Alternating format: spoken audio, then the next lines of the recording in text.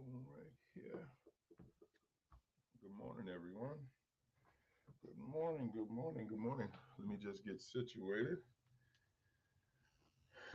And you can always let me know where you're watching me from while I'm getting set up. So if you are watching on YouTube or my Facebook channel, by all means, let me know. My understanding is I can no longer I can no longer stream on Twitter or LinkedIn.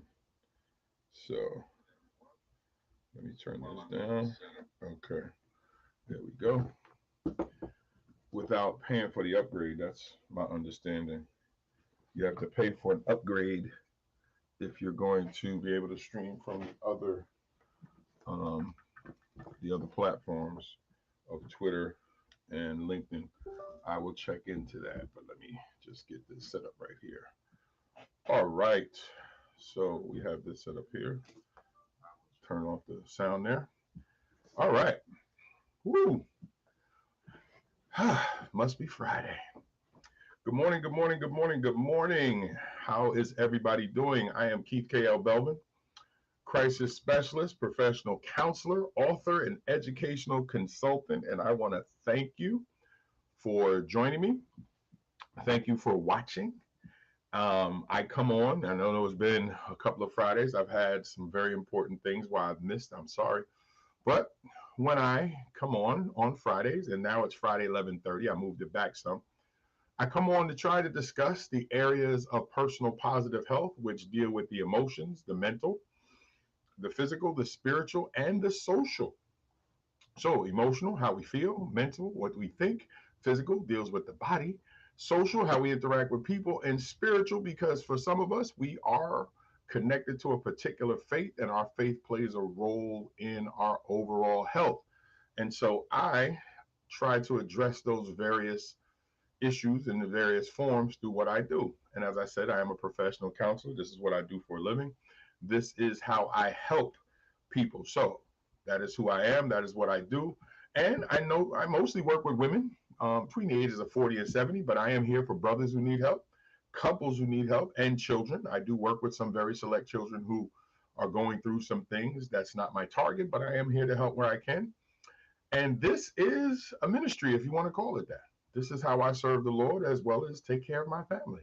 This is what I do. I have married something that I love, which is my faith, with something that I love to do, which is help people. So that marriage has been tremendous. I also help churches set up mental health ministries because I believe a lot of people who go to church who are suffering need some assistance and some relief. And so that is another thing that I do.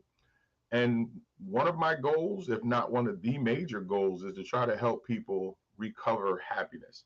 And with that said, let me just show you this right here, right? Because I want you to understand this. The context, what happiness is, right? It's the context of mental and emotional state, is positive or pleasant emotions ranging from contentment to intense joy. Now, let me tell you why that's important to me. Many of us are on different levels of happiness, but yet we don't know that. Some of us are content where we are. Some of us are just, we're living our best life. We are in intense joy. But because there's such a range between those two things, many of us don't like where we are because we're stuck looking at people who are getting intense joy and think that things are just not working for us when actually it is. Now, can you get to intense joy? Yes. But this is where professional counseling comes in, because the goal first is to get you to recognize that there's happiness and different degrees of happiness. Now, if you're unhappy or sad or worse, depressed, that's another reason why professional counseling is necessary, because we got to be able to address that and get you to a better place. And that's what I do. And that is what I work on. Let me just address my camera here. There we go. Okay. You see little Keith back there. There we go. Okay. There we go. Yeah, little Keith is my statue back there. So this is what I do. Now, for all my brothers and sisters of the faith, when I say this is my ministry, here is one of the scriptures that I lean on. in Galatians 6:2, it says, carry each other's burden, and in this way you will fulfill the laws of Christ. I honestly believe that it is the job of every person who claims to be a follower of Jesus that we are supposed to try to figure out a way to help brothers and sisters that are in need. And this one becomes very difficult because a lot of what I see around me is a lot of folks who are not practicing the very faith that they claim. But that is not for me to judge you on what you do. It is a mirror for me to hold myself accountable to what I say I am trying to do. Okay, so, and again, if you are watching, and again, I'm going to act like I got 1 million people watching me. So whether it's 0, 1,000, whatever, I am going to move as if the whole world is watching me. But if you come and watch this late, well, make sure that you come in, say hello, tell me where you're watching me from, and so put your location in, and put hashtag replay. That lets me know that you are watching this in replay, and I appreciate that. Okay, so what we're going to do, we're looking at 10 reasons why men disapprove of their emotions. Because I started this series on why many men dismiss their emotions, but now I want to talk about why many men just don't approve of their emotions. Yes, some men literally just do not rock with being emotional. And I want to go through 10 things that when emotion is stirred up in men, they just disapprove of, they just don't like, myself included in many cases. Now I have come to some terms with my emotion, but I'm still an emotional creature, very emotional. Even more so now that I've come to be in contact with my emotions. I have found that coming in contact and embracing my emotions, I'm even more emotional. And the crazy part is what goes through a man's head when he finds himself emotional. Many men, and if you're watching, put a 1 in the chat if you agree. Many men take emotion as weakness. So before we get started with my top 10, my 10 list, not top 10, but 10, my list of 10 things, put a 1 in the chat if you agree that many brothers will equate emotion with weakness. All right, make sure you put it in the chat. And we're going to get started, okay, with number one. Number 1 of the 10 reasons why men disapprove of their emotions, right? Men tend to over criticize and judge their emotion. They make more of their emotions than they should. And this opens up the door to a lot of negativity. That's number 1. Men choose to judge and criticize their emotions way too much. They almost feel like it's not natural to be emotional. And that's a problem. They judge and criticize their emotions way too much. And that is an issue. Okay? That's number 1. And again, if you have seen this, or if you're a brother watching this and this has been you, put I've seen this in the chat, or me if you're a brother. If this has been you, and I'm speaking to the men and the ladies who are watching. Okay, so that's number 1. All right, and again, the chat room is open. If you pop in, by all means, you can say something in the chat. I would love to have a conversation with you. Okay, number 2. Because of the way men feel about their emotions, they restrict their emotional expression. They restrict their emotional expression, which is not healthy. To hold in emotion creates a problem inside the body. And this is why men of color die of stress at higher rates than anybody else, because of the problems that are going on in the world. Often we don't have the righteous outlets that we should. So we internalize a lot of negativity, which then in turn it repositions itself in our lives in a lot of negative ways. And we take on a lot of negative situations. So again, this is something else. If you have seen it, put me if you're a guy, or ladies, put I have seen it. Put number 2, I've seen it. All right. And if you've seen number 1, ladies, put number 1, I've seen it. And men, number 1, me. So we're on number 2 right now. So ladies, if you have seen it, number 2, I've seen it. Men, me. Number 2, me. All right. Number 3. Okay, and we're looking at the 10 reasons why men disapprove of their emotions, or how they disapprove of their emotions as well. Number 3, many men view their emotions as behaviors that need to be controlled. Many men feel that their emotions must be controlled, like it is not a positive if they lose their positioning and become emotional. I had a good cry this morning. I'll be transparent with you. A gentleman was singing a song, and it was a song that was sung at my mother and grandmother's funeral. And I was moved because I was, not only because of the song, because the song was also played at other family members' funerals, but it reminded me of my mother and grandmother who's no longer here. And I was emotional and I cried and recorded myself crying on TikTok because I wanted to share that moment of transparency with somebody else who may need it. I'm an emotional creature. It is because of that emotion that I am able to do what I do, write the way that I write, express myself the way that I express myself.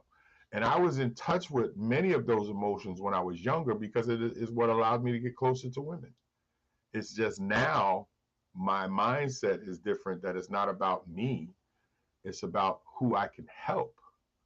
But I've been in touch with many of my emotions because it's how I wrote my poetry, and wrote very good poetry. Yes, I'm an award-winning poet, by the way. Let me just tap myself on the shoulder, pat myself on the shoulder. There we go. But number 3, some men view emotions as behaviors that need to be controlled. And so, brothers, if this is you, put number 3, that's me. And ladies, if you have seen this, put number 3, I've seen it. That's going to be the legend for today. Ladies, you put the number and you can put I've seen it. And men, you put the number and put that's me or me. That lets me know that you are in contact with the one that I'm giving. And again, the chat room is open. So by all means, if you're watching, let me know that you're watching and let me know where you're watching me from. Okay, and I appreciate it.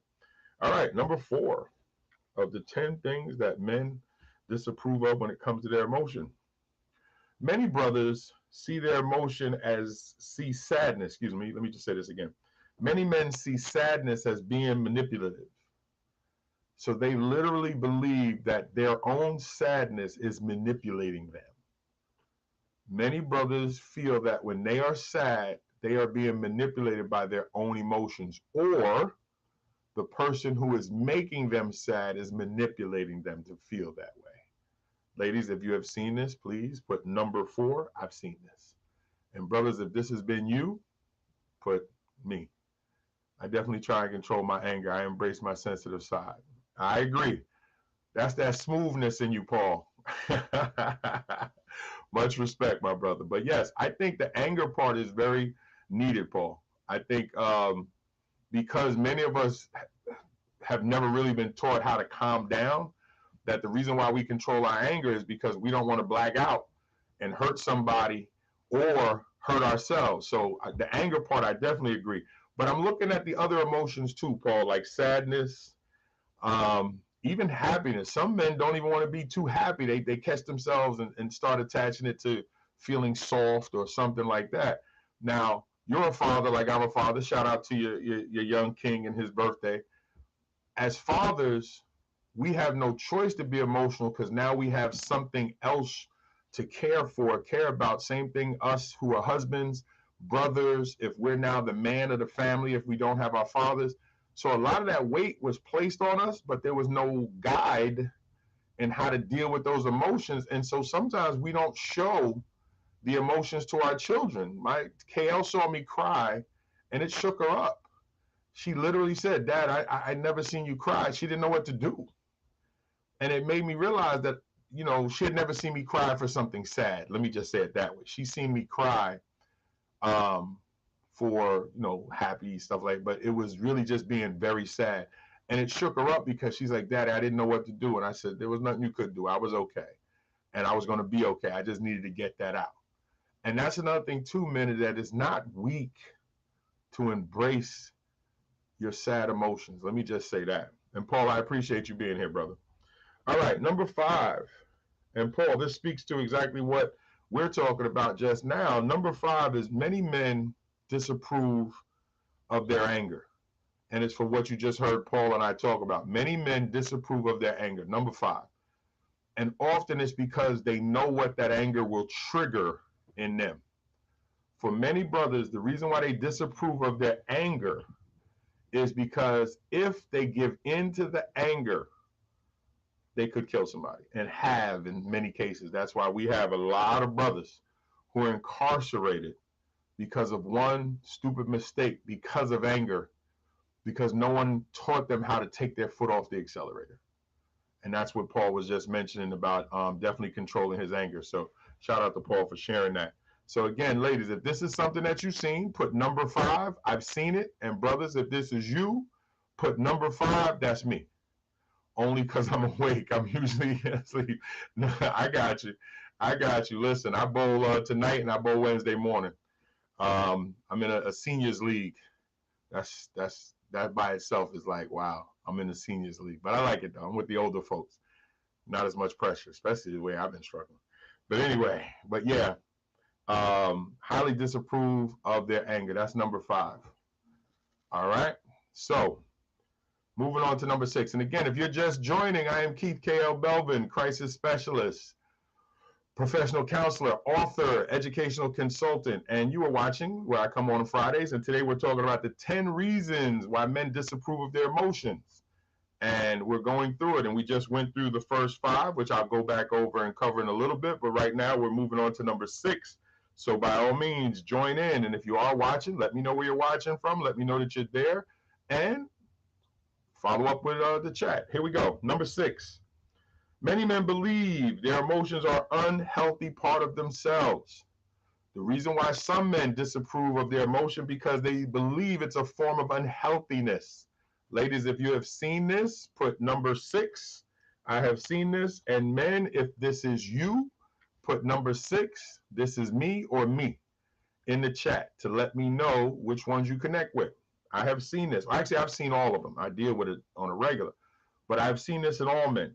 One of these, if not all of these, I've seen in men, that some men believe that being emotional is some form of unhealthiness. Some even call it a sickness, and they fight it like a sickness. Some men will do anything they can not to show emotion. Literally, they will do whatever they can not to show emotion. And it's sad because, again, if you don't let that emotion out, it creates a problem.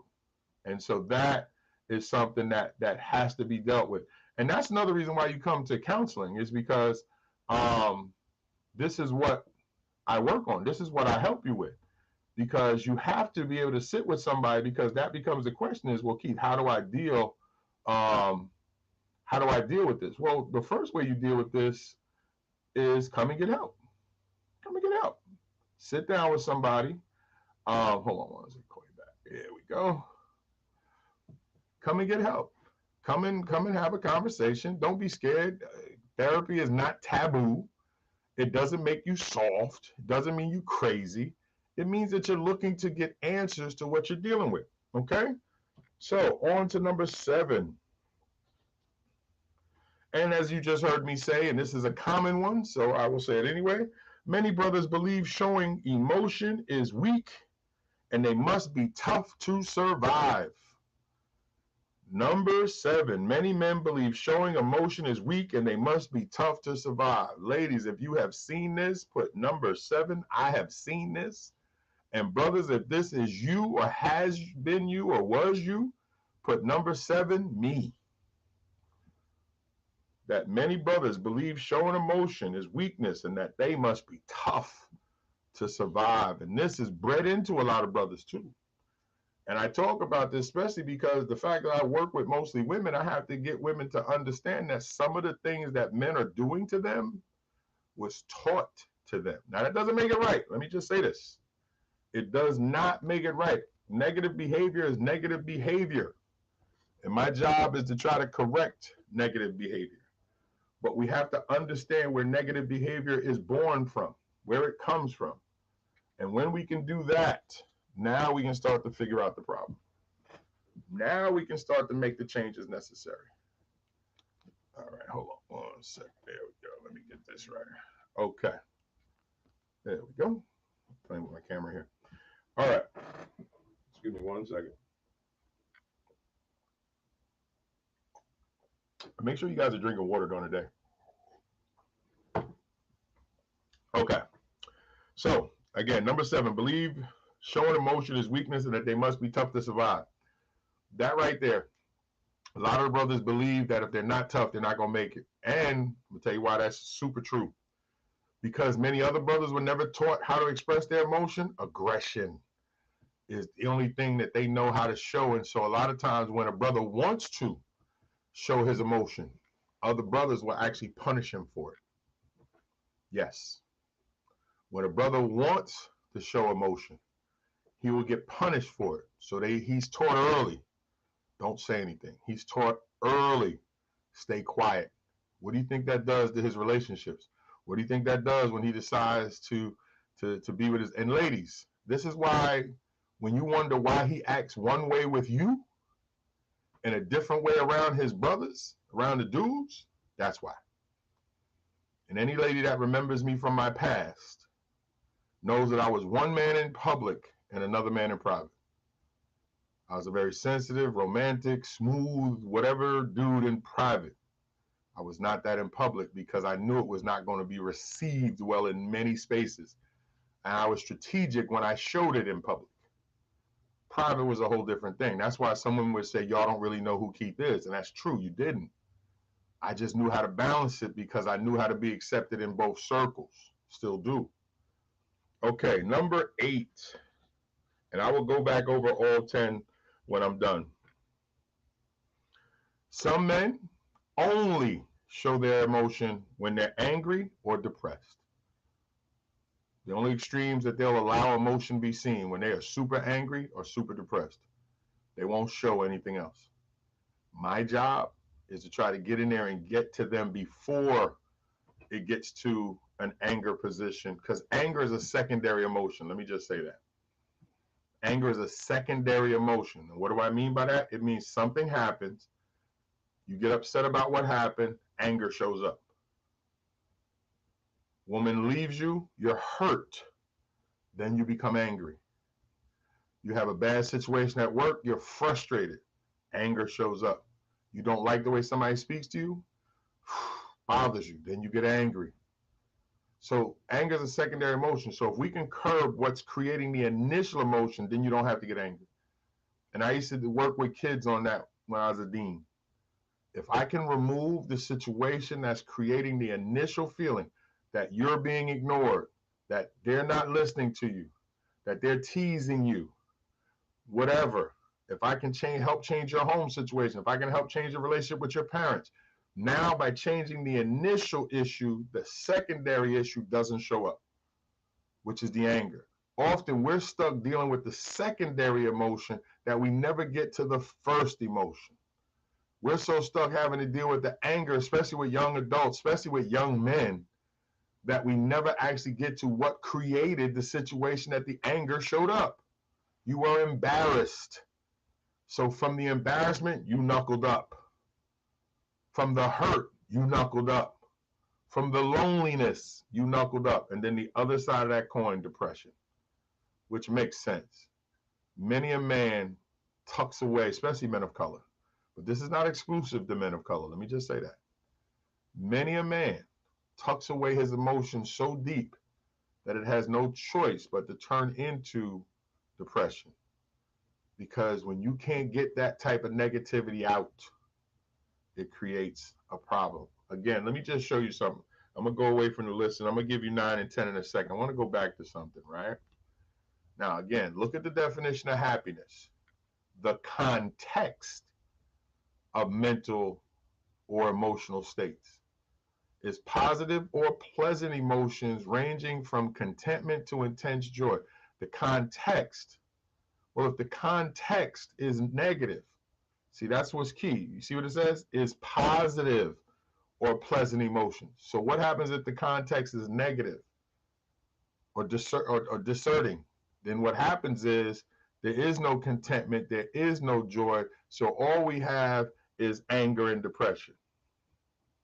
because you remove the opportunity for happiness. And happiness, as I said to you earlier, can range. So I can be from being content. That's why you may say to somebody, hey, you want to go hang out with us? Nah, I'm good, bro. I'm gonna chill right here on the porch. I'm good. And you may go to porch. Come on, bro, that's sus. And nah, I'm good. Really, I'm really good. And they may be telling you the truth. They're content. They're okay with just sitting on the porch and drinking a beer.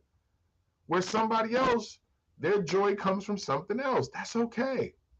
But if they're sitting on the porch because they have deep-rooted negativity, and the drinking is a way to help deal with that, well, we need to have that conversation. You need to book a session with me and have that conversation. And so, like I said, number 8 is not showing their own emotions unless very angry or depressed. Some men, the only way you know how they feel is when they're angry. Ladies, let me speak to the ladies a second, especially this one. Any ladies that watch this in replay, I want you to put a 5 up, just like raising your hand. Put a 5 up.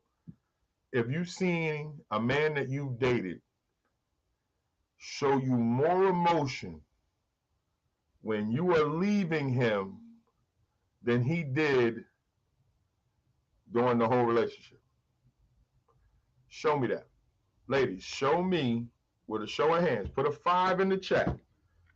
You don't have to put nothing else. Just put a 5 in the chat. You don't even have to give away his name or what the situation was. Put a 5 in the chat. If you have seen men show more emotion when you were leaving him than he did during the whole relationship. And when I have that conversation, when I go to speak in public, you'd be surprised how almost 85 to 90% plus of the women raise their hand. And that is because many of us only know how to show emotion when we're angry or when we're depressed. And that if we could learn how to do the in-between, not only could we save our relationships, we could save ourselves a lot of pain. All right, moving on to number 9. Another reason why men disapprove of their emotions is because men try to control all negative emotion. Men want to try to control all negative emotion. They don't want anything negative seeping to the surface. Ladies, if you've seen this, put a number 9. I've seen this. Men, if this was you, put number 9. That's me. Or just me. Number 9, me. Number 9, that's me. And ladies, number 9, I've seen this. Okay? I'm about to give the last one, and I'll go back over all 10. And again, if you're watching this on replay, thank you so much. I appreciate you. All right, here we go. Number 10, and I myself have suffered from this one years ago. I'm better. I'm so much better now. Number 10 reason why a lot of men disapprove of their emotions is for this reason. Many men believe negative emotions are unproductive and a waste of time. So they just ignore it. Many a man believes that negative emotions with the S, are unproductive and a waste of time. Hence, they will ignore them. They will ignore what they cause. They will ignore the damage. They will ignore their emotions. Hey, what's going on, Jamie? I see you, bro. They will ignore it until it turns into something toxic within themselves and everybody connected to them. Remember, the more you don't deal with you, the more toxic you become to everybody connected to you. You become the cancer to everybody else when you don't deal with you. That is why I'm here, to have these conversations. And yes, if you have to invest in yourself, if you have to invest in your mental health, you need to. You better. Because many of us need to sit down and talk with somebody to be able to express what's been going on for years. Many of us don't do that. And I'll go back over the list in a second. Yeah, water's my thing right now. You see my water bottle? I gotta fill it up. It's ridiculous. That's my gallon water bottle. Try to drink a gallon a day. So, let me get back to my list here. There we go. So again, if you're just joining us, shout out to you, Jamie. Shout out to you, Rod, and anybody else that is popped in. Today, we're talking about positive mental and emotional health. 10 reasons why men disapprove of their emotions. I'm going to go back through the list. Now, here's the instructions. Yeah, okay, I got you. Here's the, listen, I think we all are guilty, Jamie, of all of these, or if not some of these. Here's what I want you to do. I'm going to go back through the list, the 10. If anyone, ladies, if you have seen these in men, I want you to put hashtag the number. So like, let's say number 1 is men judge and criticize their emotion. You're going to put hashtag number 1, I've seen this, if you're a woman. And if you're a man, you're going to put hashtag number 1, me, or that's me. And we're going to do that for all 10. I'm going to go back through the list real quick, and then I'm going to look to close things out. I've been on for about a half an hour. I don't want to go too long. Okay, number 1 of the top. I keep saying top. I got to stop saying that. Number 1 reason why men disapprove of their emotions is, number 1, they judge and criticize their emotions. Number 1, they judge and criticize their emotions. Number 2, they restrict their emotional expression. They restrict it. They just don't feel like showing emotion to anyone. That's number 2. Number 3, they view emotions as behaviors that need to be controlled. I can't allow myself to be emotional. They try to control their emotions, which is not healthy. Number 4, they see sadness as being manipulative. They believe that their own sadness is trying to manipulate them. They see their own sadness. Thank you, Jamie. They see their own sadness as manipulative. And add to that, they then extend that to the person that is making them sad. Wife, sister, job, situation, society. Whatever's making them sad, they blame that for trying to manipulate it. You see what you're trying to do to me? I see what you're trying to do to me. You see what this world is doing to me? You see what that job is doing to me? You see what my kids is doing to me? Because they see their emotions. They see sadness as being manipulated. All right, number 5. They highly disapprove of their anger. They refuse to allow themselves to feel angry because they disapprove of it. Like they know, if I allow myself to become angry, somebody's going to get hurt. So they just disapprove it. They almost try to act like they're not angry. Again, every emotion has a place and it tells a story. And when you can have a professional counselor that you can speak to and set sessions with, that is some of the stuff that we work on. Number 6, they believe negative emotions are unhealthy parts of themselves. They believe negative emotions are unhealthy parts of themselves. Something must be wrong with me. You hear men say it, I don't know what's wrong with me. There must be something wrong with me. There's nothing wrong with you to be emotional. And they say this to other men. What's wrong with you, man? Get yourself together. Why you crying? I know you ain't crying. Don't be out here being soft. And then we use a whole lot of other negative terms too. Keep it real, gentlemen. Thank you, Rod. Thank you, Jamie. We say a whole lot of things to brothers at times when they show an emotion, and we equate that to being soft. Number 7, they believe showing emotion is weak and that they must be tough to survive, as I just mentioned. They will literally breed that into their circles. There's no weakness in this circle. Weakness is death. Weakness is softness. We don't get weak around here. There's nothing soft about us. You understand how that sounds? And how do you shut that off to now be with your partner? How do you shut that off to be with your lady? So you see how that rigidness, you take that home and you force your lady to have to try to deal with that? Or when your lady sees you that way around your male friends, knows that you're not that way at home, you have now given her ammo to blow you up if you decide to get negative. That's why your ass was crying last night. Now he got to kill her over foolishness. And this is what toxic relationships are built on. Poor communication, poor understanding, poor output and input to each other's feelings. But I'm talking to the men right now. Number 8, not show their emotions unless very angry or depressed. Unfortunately, many of us only show our emotions when we're angry and depressed. And as I asked earlier to the ladies, how many of y'all have seen men be more emotional when the relationship is over than they were during the relationship. Men are more emotional, baby, baby, please, and crying and everything else when it's over than they were during. And I'm sorry, I know as a counselor, I do practice empathy, but I don't do sympathy. I'm not that dude. Do not come yelling, screaming, and crying about what you lost when it was in your hands, because you could have did something differently. Now, my job is to help figure out where we're going to go from here, but I'm not going to be the cat that's going to go, it's going to be okay. No, we're going to fix it. And if you don't fix it, it's going to happen again. Because you can't be mad because you did her dirty and now she wants to clean herself off by getting rid of you.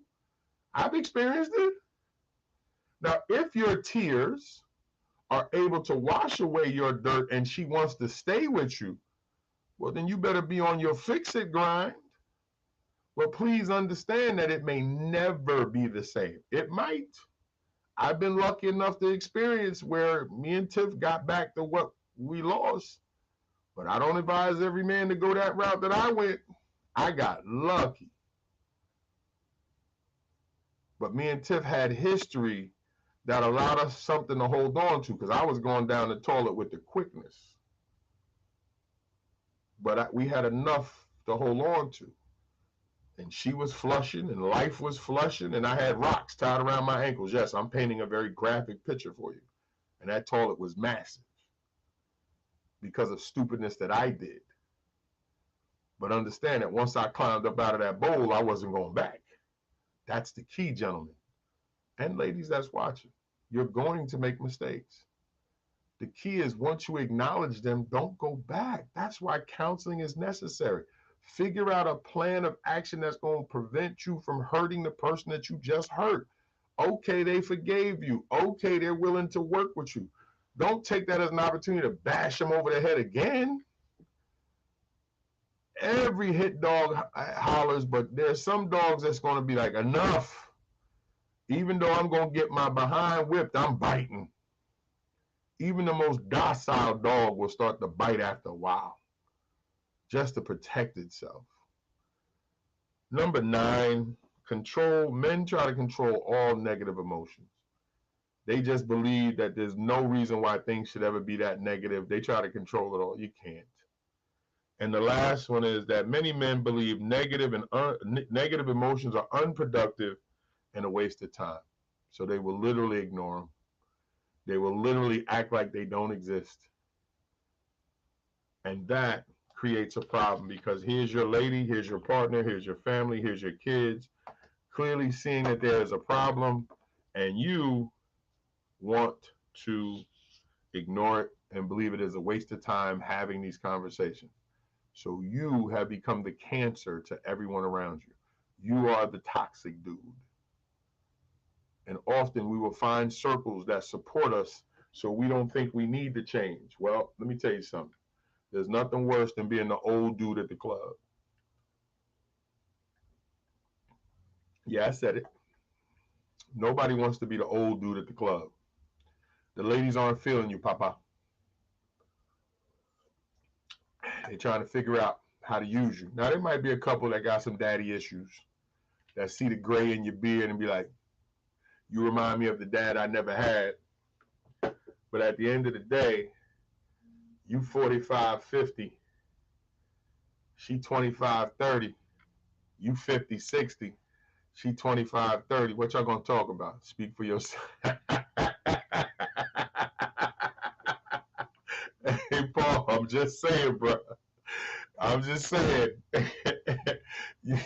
See, you embrace being the old dude at the club, but even you done slowed down, my brother. It's okay, though. At 56 and 35. Okay, all right, listen. You hanging in there, bro. I'm not mad at you. You don't age anyway, so I'm not mad at you. But we ain't spring chickens no more, my brother. And tell me the truth, Paul. Isn't it better when you're in something regular, when you're in a solid relationship? And you the loving husband type anyway. You just haven't settled down yet. You enjoy being a husband as well. Stop the foolishness. No cap. You enjoy being a husband. But I'm going to stick to my guns, bruh. Nobody wants to be with the old dude at the club. Chicks go, what's the old dude doing here? But see, Paul is smooth, so he always gonna find the end. But he's still the old dude at the club. We almost 60 now. Some 30 years later. But we look good though. I'm retired. Paul's not. So ladies, and no, he ain't gonna give you no bread. So don't try to sugar daddy him. That's not gonna work. Paul ain't giving up no bread. Please let me know. Oh no, bro. Oh, trust me. Oh, you know what? No, yeah. Please let me know, cause you don't be saying no. You just pop up. Hey, we into something. What? What is who's this? If you know the story, you know the story. Me and Paul will not share that. I was like, what the? Who the? That's an inside joke. I'm sorry. I'm getting off subject.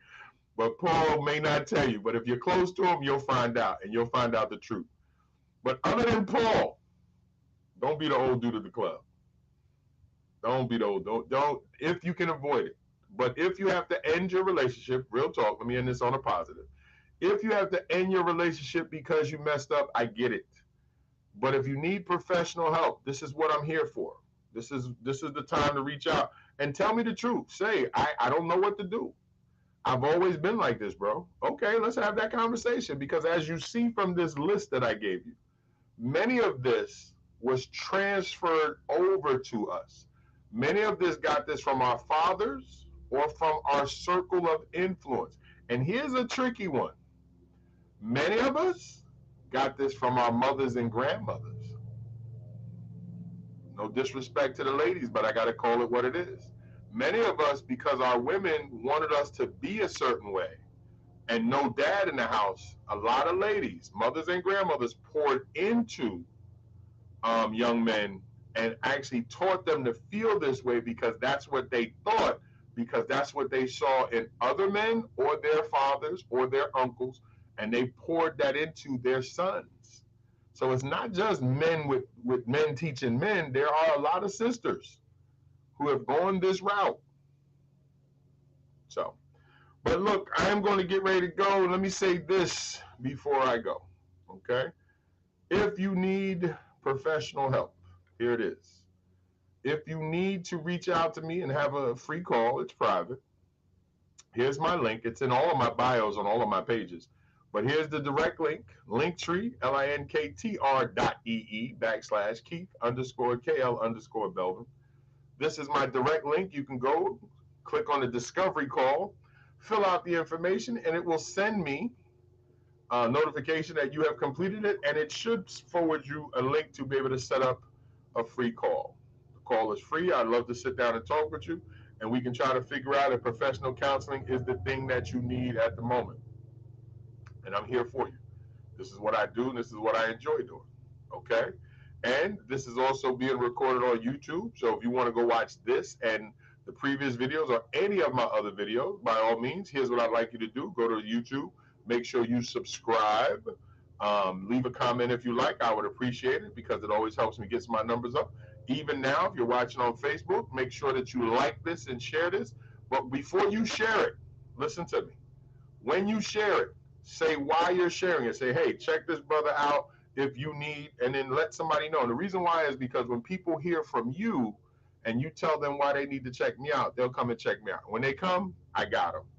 Last thing before I get ready to go, to all my brothers and sisters of the church, if you do not have this type of ministry in your church, and you believe that your church should have something like this for the members of the church, reach out to me and I will reach out to your pastor and have a conversation about setting up a mental health ministry, setting up the services necessary for churches to be able to provide you with the mental health care that you need. This is one of my main focuses. I don't worry about what insurance companies are telling me what I can and cannot talk about. And no, I'm not calling myself a therapist because that is not my direction. I am a counselor. I am bound by a different set of ethics, even though I am going to take my exam actually tomorrow morning. But that's not my focus. My focus is to help people. And sometimes the things that I do is not in line with what some other therapists would do. And I understand. I was the same way in the classroom. I didn't teach the way everybody else taught, but I was effective at what I do. And I still believe I'm effective at what I do. So again, if your church needs something like this, by all means. And if you go, well, why should my church have something like this?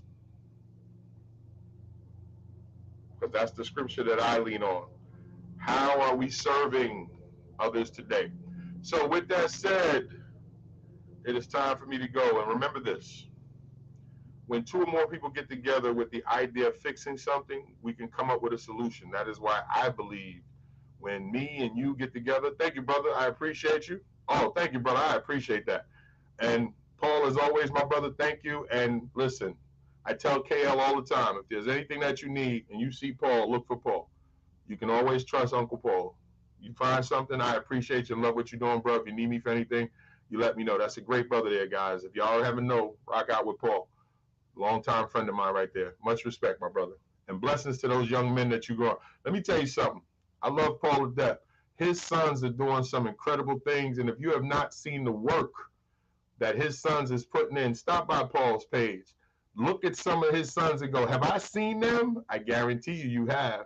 And if you watch New York Undercover real close, he had a bushy porn mustache then. You saw another certain dude there as well. That's when he had his porn stash in the background when he was doing his acting thing. But that gentleman right there, Paul, is a great dude. Make sure you check him out. Paul, love you, bro. Appreciate you. But again, remember, guys, when two of us get together with the idea of fixing it, we can fix it. And if I can't fix it, I'm going to try to find somebody that can. But I can't do anything until you bring me your pain. And what I mean by that is until you come and say, hey, I need some help, I can't fix what I don't know. So if you show up and you say you got a problem, we're going to figure it out. This is what I'm here. I try to be a living example of my faith. So if you've seen me, you've seen what God expects me to be. So I'm going to get ready to go. And again, I'm going to leave up the private link here just for anybody that needs it. But again, thank you so much. I appreciate you guys. Have a wonderful, wonderful weekend. I will see you next Friday. Any suggestions of topics that you'd like me to talk, reach out on any of my platforms. I'm on TikTok, Instagram, Facebook, YouTube, LinkedIn. You reach out, you tell me, I got you. Paul, Jamie, appreciate you. God bless, guys.